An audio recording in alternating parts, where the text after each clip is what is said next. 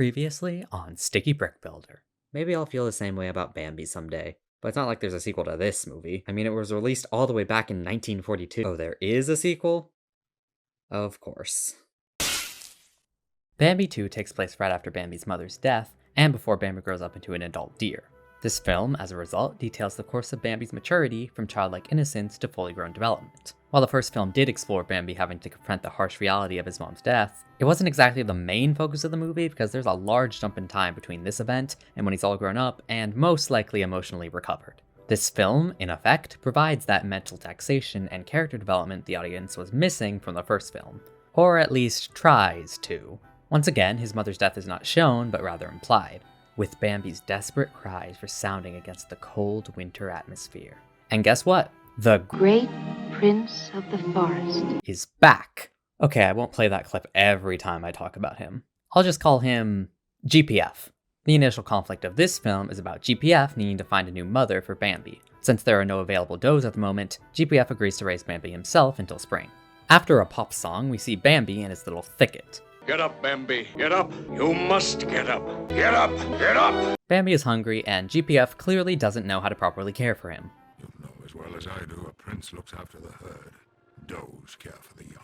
My question is, has Bambi eaten anything since he's lived with GPF? Bambi is quickly characterized as being much more quirky and silly than his professional role as prince would eventually demand from him, ultimately creating a large contrast between and much disapproval from GPF. Bambi, a prince awakens before the forest does. A prince does not woo who. A prince maintains control at all times. Display dignity. Walk with pride.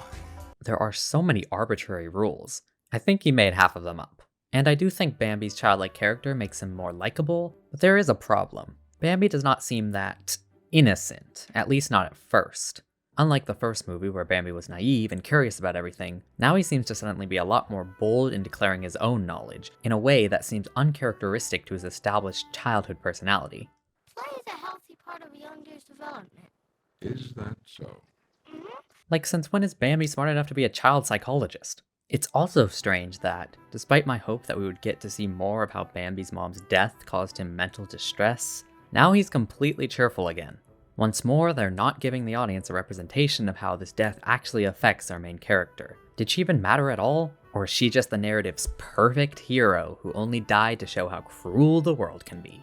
At least in a movie like The Lion King, Mufasa's death was emotionally taxing towards Simba, and it played into the movie's plot later on, and it took time, plus a song, for Simba to return to a cheerful state, which didn't necessarily make him forget his family. I don't even necessarily like The Lion King, but it certainly handled this plot better. The obvious counter-arguments are that Bambi has had time to process all this, or he's simply in denial. It does feel like, from this interaction, that he may be unwilling to recognize why his mother isn't around anymore, or he's continuing to try and keep her alive by reciting positive memories. This is a good idea, but without any clarification, it falls flat. At the very least, this conversation gives Bambi a little bit more of a defined personality. In any case, GPF is super adamant about not talking about Bambi's mother. Mother says so. I remember this one time, Mother and I were out on the meadow, and this fawn came up to me and Mother and wanted to play, and... I think it's best to leave the past in the past. The prince does not look back, only ahead. Oh, yes, sir. Which kinda feels like an unhealthy coping mechanism for Bambi, but may actually be a reflection of GPF's own concealed sorrows regarding Bambi's mom's death. I mean, they did have Bambi together after all. I know he's not really into forming close personal relationships, but I'm sure he still feels bad when any deer dies on his watch. Plus, everyone else in this universe does have a connection with their significant other, so I don't find it completely unbelievable that he would feel distraught about her death, even if he was trying to assume the role of a great leader. In a way, this movie is more of a character development for GPF than it is for Bambi. That's an interesting decision that does have the potential to work, but it needs to be executed well. It's time to reintroduce Thumper. As much as I liked Thumper from the first movie, none of his subplot really matters to this film in any way. Not that it really needs to, but he really feels shoehorned in. The first one was better in the regard that A, he had a purpose, that being teaching Bambi about the world around him, and B, that film was more slice of life anyway. Here, Thumper both doesn't matter and also doesn't fit. Suffice it to say, apparently they want to see the local groundhog to know if it'll see its shadow. It didn't, in case you were wondering. Why do they have human traditions in this world? Because reasons. Well, in the meantime, let's check up on Flower. It's good to see that some things never change. While observing the groundhog, our crew bump into this bratty young deer named Rono. Who are you? Name's Ronu. Oh wait, it's pronounced Rono? I thought it was Rono this whole time. Anyways, he's the stag who tried to take Feline in the first film. You know, the one who Bambi killed. He's meant to be this intimidating villain, I think. But honestly, he's more just a lonely kid with no friends and some unaddressed anger issues. I kinda feel bad for him. There's not even the threat of him taking Feline from Bambi, since she's not even impressed in the slightest. Actually, Bambi is more impressed than Feline is. That is quite a story. Oh, you think so? Mm-hmm. It's, unbelievable. Yeah, unbelievable. Why is he even here? This character didn't really need any origins. And then everyone goes back home to their mothers, which they have, and Bambi doesn't. Way to lay that on thick. And of course, Bambi has a dream to remind us of just how great his mother was. But she does tell him to move on to something new, perhaps to a new parent? Then Bambi thinks he hears his mother, but it was actually just the deer call that the local hunters used to lure him out. Get it? He's a deer caught in headlights.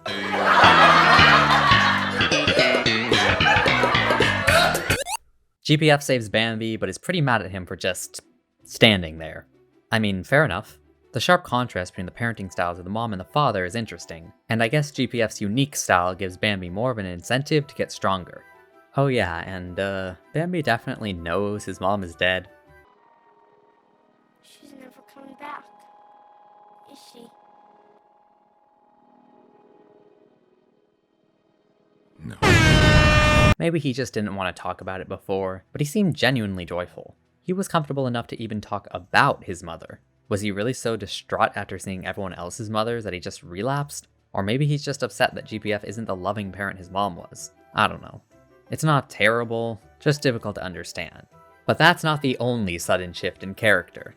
After the beginning consisting of GPF desperately trying to make Bambi conform to prince-like behaviors, and then I go on a big rant about how the movie made a sudden character shift with both GPF and Bambi's personalities that makes no sense at all. But I'm cutting it out of the video because I don't really feel that way anymore. I said that GPF suddenly goes from bringing Bambi on his daily patrols to not bringing him on his daily patrols anymore, and that it doesn't make sense that he would stop caring about Bambi acting like a prince. But this scene where Bambi freezes in the meadow and GPF's visible reaction makes it seem like here is where he decides that Bambi is not cut out to be a leader, at least not yet, explaining why he seems no longer interested in taking Bambi with him. Plus, he believes the owl guy is going to find Bambi a new caretaker any second. Winter is coming to an end. You should have little trouble finding a new home for Bambi. So it actually does work, at least a little bit. The same thing goes with Bambi's alleged character shift. I said that he suddenly goes from being more childish and playful to wanting to be more professional and brave, and that it was also another nonsensical character shift. But once again, this meadow scene where he almost gets killed because he can't act fast enough, and GPF yelling at him afterwards, both act as an incentive to make Bambi be much more adamant about devoutly following GPF's advice, to both protect himself and not receive any more rebuke from GPF. Plus, Bambi already was trying to listen to GPF. It was pretty much only this one line Play is a healthy part of a young deer's development. that made me think he valued his childhood more. But other than that, his character is mostly consistent. So yeah, the character developments were not as bad as I thought they were. Did I just forget that this whole scene in the meadow existed? I mean, no, because I did mention it, but I said it just wasn't good enough at explaining their sudden character changes. But now, I think it was good enough. Alright, I've already lingered on this for too long. Let's get back to the video.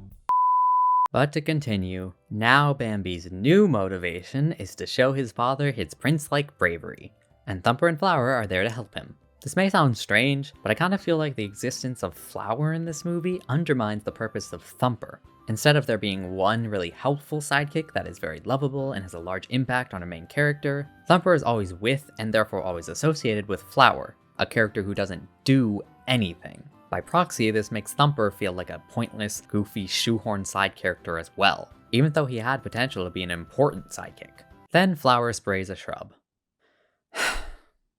The only reason I bring this up is because it comes into play later. So our trio go on a mini Bravery adventure. While it does show the continuity of Bambi's playfulness and lack of maturity, ironically contrasting the character that he actually needs to become in order to impress GPF, it's still unnecessarily long. When they come across a log bridge with a porcupine living inside, Bambi decides to stand up to it as a chance to prove his bravery to GPF, but it doesn't go so well. And of course, Feline and Rano just so happen to be passing by, and Bambi is kinda flustered. Then Thumper oversteps his boundaries and pushes Bambi to hit Rano. So yeah, he's mad, and Feline is useless. Bambi jumps across a ravine while trying to escape Rano and accidentally impresses his dad. I didn't make a jump like that until I had antlers. Yes. Well, we should be going. Home. Okay, fine, sure. What's not okay, though, is how mean Thumper is towards Rano. You big mama's boy! Why don't you run home to your mama, you big old mama's boy? What's the matter? Two is scared. Look at him. Look at him shaking. Now who's the baby? You big baby? Like, at what point does Thumper start becoming the bully? You could argue that Rano is inherently mean, but constantly being insulted doesn't help. Again, I kinda feel bad for him. So Bambi is now obsessed with this jump, for like 1 minute, because then he becomes interested in GPF again, once Thumper tells Bambi to just ask his father about what he's doing. Why couldn't Thumper just have said that initially? So Bambi talks to GPF and, surprisingly, he decides to indulge him. GPF explains how to observe using all of the senses, and it acts as a pretty clever precedent for what Bambi eventually uses in the final act. Does playing in the meadow. How do you know? I feel it in my hooves. If there was danger, they'd know to stop, and I'd run to them. For someone who's supposed to be surveying the forest to protect other deer, you didn't really do a good job of it when it mattered. Too soon? Then GPF gives that classic cliche description of bravery that contrasts what Thumper said about just being scarier than whatever's scaring you. But wouldn't you be scared? Perhaps, but I would still run to them. The prince may be afraid, but he can't let fear stop him from acting. Guess what, guys? It's time for a montage.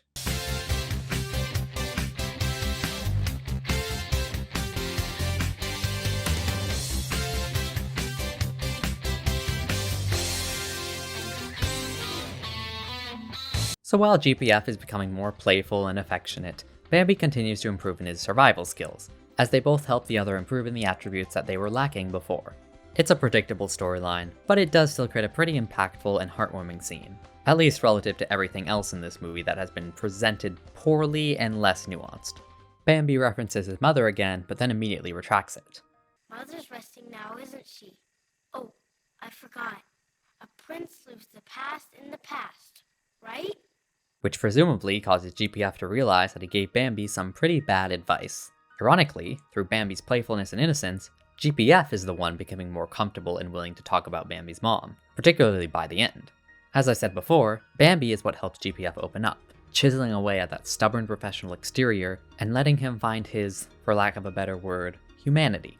As you can tell, I really like this character arc and dynamic between GPF and Bambi, but the beginning of the movie really hampers its ability to be more impactful, particularly for Bambi. He was innocent and childish in the beginning, and ultimately retains that same personality by the end. So you could argue that this story is more about GPF than Bambi, who clearly does care about Bambi even in the very beginning, but becomes more willing to show it as the movie progresses. While GPF is acting all silly-like with Bambi, look who decides to conveniently, or inconveniently, show up. With a female deer too. What follows is an interaction that is completely predictable yet still nonsensical. You sending me away? No, just let me explain. But I did everything you said. I even heard with my hooves. Bambi, a prince does That's not... all you care about, not about me. Don't you speak I to me. wish Mother was here instead of you. It's a classic misunderstanding cliche where GPF wanted to send Bambi away before, but after spending quality time with him, doesn't want to anymore. Except, he still does want to send him away? Bambi needs a mother. A prince should not be raising a child. Wow, I'm glad your relationship that was built up this whole time meant so much to you that you just decide, it's not worth it. That's one thing that's consistent about GPF's character. He gives up easily. But this mentality is never really addressed or amended. GPF is just stubborn until he's not, until he is, until he's not again. Character development! But yeah, it's a misunderstanding cliche where there actually is no misunderstanding. GPF was always planning on sending Bambi away, and Bambi is upset about it. I just don't like how obviously dramatic it felt while ultimately adding nothing to the story. Because after this scene, Bambi actually consents to leaving. It makes it kind of feel like there was no point to making that interaction as heated as it was. I know Bambi was angry, but clearly not enough to make him stop liking GPF. And if GPF was going to send him away anyway, why make him act like he didn't want Bambi to leave? I mean, he obviously does still care about Bambi, but not enough to actually fight for their friendship. Maybe he was planning on staying with Bambi, or at least he wanted to, but because of his stubborn prince code feels like it's best if Bambi leaves. Okay, fine. Like, I know it's just gonna eventually be a happy ending where they're reconnected anyway, but at least try to make the story more interesting in the meantime, okay? So Bambi says goodbye to his friends and joins the doe, whose name is Mina, I forgot to say. Hello, princess. And then there was fanfiction. I am not going to elaborate on that. Since the movie needs more conflict, Mina of course gets caught in a deer trap. She tells Rano and Bambi to run, but just so happens to say the exact same thing Bambi's mother did before she died. Faster, Bambi. Don't look back. Don't look back. Keep running. Keep running. Keep running. Keep running. I'm surprised the movie didn't have a flashback to that line at some point. It just expected you to already know it. It makes this motivation for Bambi to save Mina a lot more subtle and less in your face while still retaining that emotional impact. I actually really like that. So Bambi, trying not to be responsible for yet another deer's death, leads the hunter's dogs away from Mina. What follows is a rapid sequence of events that is the accumulation of everything Bambi's learned throughout the movie. In addition to simply just being brave, he one by one eliminates the dogs by using the porcupine in the secret passages in the bridge, using the ground vibrations to feel the dog's movement so he can escape them, like GPF showed him, and for once successfully climbing a rocky hill. Oh yeah, and Flower uses his inner strength to get rid of a single hound, the most useful he's been in this entire franchise. In all seriousness, I really enjoyed this section. Not only was it more fast-paced, but it cleverly tied together all the seemingly unimportant events from earlier in the film. While it doesn't excuse the relatively boring way that the movie showed Bambi learning these skills, it was, at the very least, a satisfying and engaging conclusion. Somebody didn't learn their lesson. I learned plenty. Eventually, Bambi only has one dog left, and it is not backing down. This is what the entire movie was building towards, the ultimate climax. The intense battle that will prove whether Bambi has the strength to... Oh, it was that easy.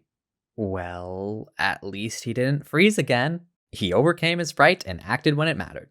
GPF is also here, and he kinda does nothing, even though Bambi is in a life-threatening situation. But Bambi holds his own, no thanks to him, and to finish it off, he makes a big jump over to GPF. The older stag is impressed, Bambi is happy, and the movie ends. No, wait. Bambi dies.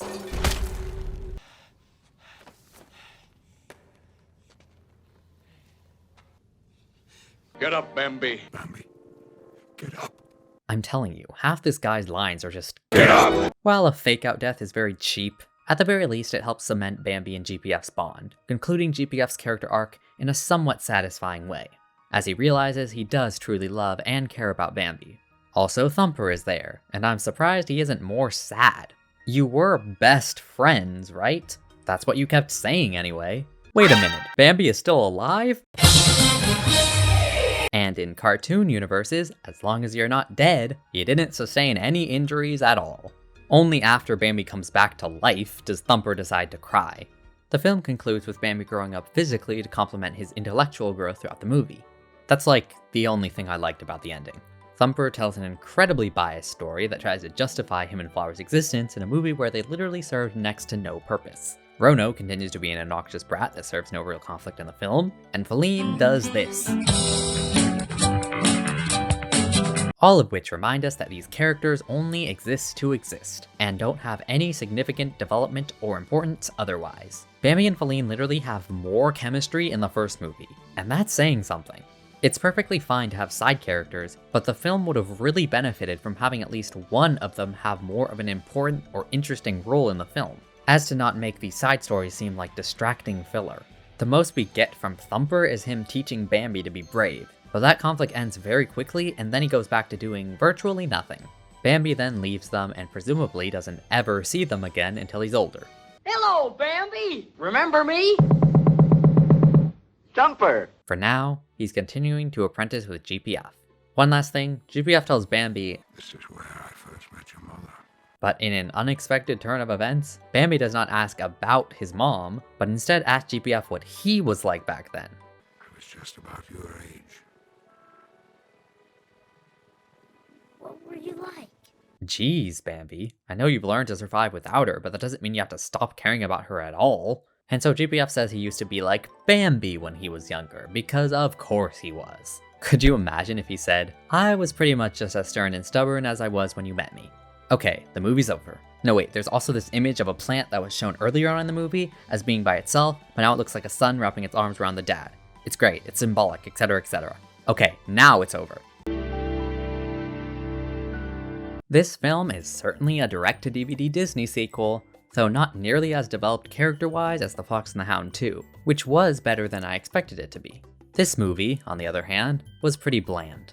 It did have some decent parts. Particularly, I thought Bambi's personality was distinct in being both innocent like a child, but also having the desire to learn and grow more in his abilities. And the ultimate payoff of his acquisition of skills was also very clever and well done, adding a little action to a relatively more calm movie. The relationship Bambi had with GPF was also quite charming and wholesome at times, as the film did a good job at showing us GPF's initial reservations and his eventual character development as he learns to be more openly caring. But even the more enjoyable parts of this film were only good to me because it didn't fail at that moment. The decent parts were only good relative to how bad the other scenes were.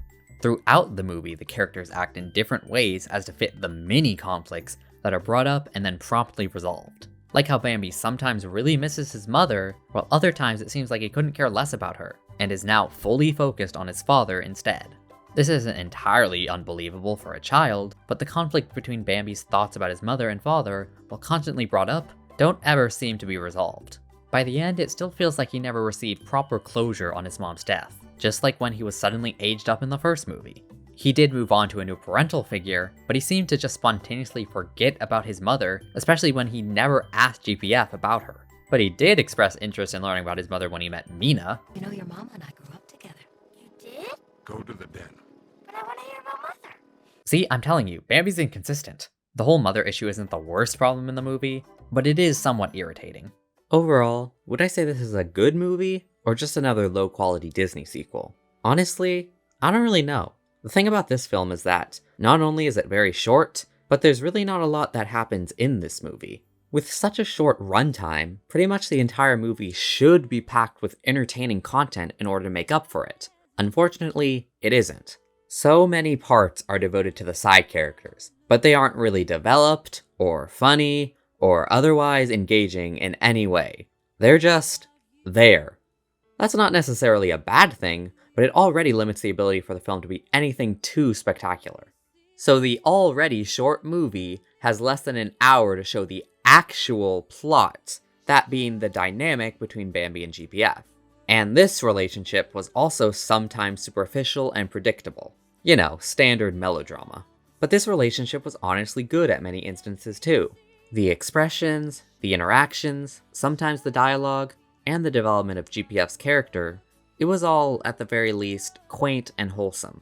But that's all the movie really had. So if that isn't your cup of tea, then you might just think this movie is boring. Except for the climax, of course, where it ramped up in action significantly, though I don't know if that's enough to save the rest of the film. As you can probably deduce, I have mixed feelings about this movie.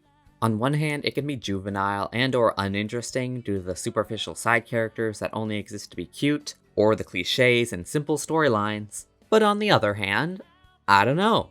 It was wholesome. The two main characters were likable. Bambi 2 was just a quaint, short and sweet experience. Yeah, that's what I describe it as. So don't go into it expecting all too much. It's not the most revolutionary story in the world, but if you're willing to give it a chance, it still can be a pleasant time. I don't know how much it fits with the first movie, however. Things are bound to be lost 64 years later.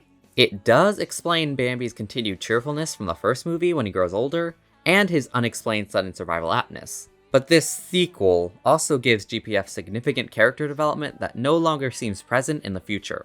He definitely still cares about Bambi, but he goes back to being very stoic. But all that's kind of irrelevant to the standalone movie of Bambi 2. Here, it can be good or bad depending on your mood, okay? So while it wasn't the best movie in the world, I'm not gonna give up on Disney sequels just yet. I did still moderately like Bambi 2, and I like The Fox and the Hound 2 also. So there's bound to be some other good ones, right? Right?